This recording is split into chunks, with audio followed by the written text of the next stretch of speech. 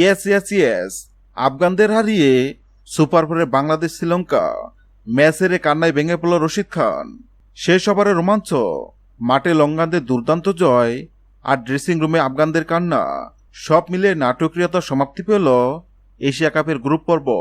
শ্রীলঙ্কাকে হারিয়ে সুপার ফোরে জায়গা করে নিল বাংলাদেশ ও লঙ্কানরা, আর বিদায় নিতে হল রশিদ খানের আফগানিস্তানকে।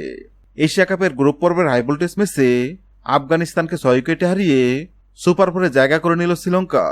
শ্রীলঙ্কার এই জয়ের সুবাদে বাংলাদেশও পেয়ে গেল সুপার ফোরের টিকিট। বিদায় নিতে হলো আফগানিস্তানকে।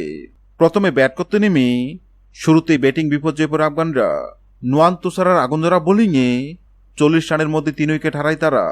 তবে শেষ দিকে রশিদ খান ও নবীর ব্যাটে বড় করে 20 ওভারে 8 উইকেট হারিয়ে 169 রান তুলে আফগানিস্তান। নবী খেলেন অবিশ্বাস্য 22 বলে অপরাজিত 60 রানের ইনিংস। জবাবে ব্যাট করতে নেমে শুরুতে কিছুটা চাপে পড়লেও কুশল মেন্ডিসের 50 এবং কামিন্ডো মেন্ডিসের সাপোর্টে সহজ জয় পায় শ্রীলঙ্কা। 8 বল হাতে রেখে 6 উইকেটে ম্যাচ জিতে নেয় তারা। এই জয়ের ফলে গ্রুপ পর্ব থেকে জায়গা করে নিল বাংলাদেশ ও শ্রীলঙ্কা। আর কাঁদতে কাঁদতে বিদায় নিতে হলো রশিদ খানের আফগানিস্তানকে। হ্যাঁ দর্শক, যদি ভিডিওটি ভালো লাগে লাইক দিবেন এবং সাবস্ক্রাইব আমাদের চ্যানেলের সঙ্গে থাকবেন।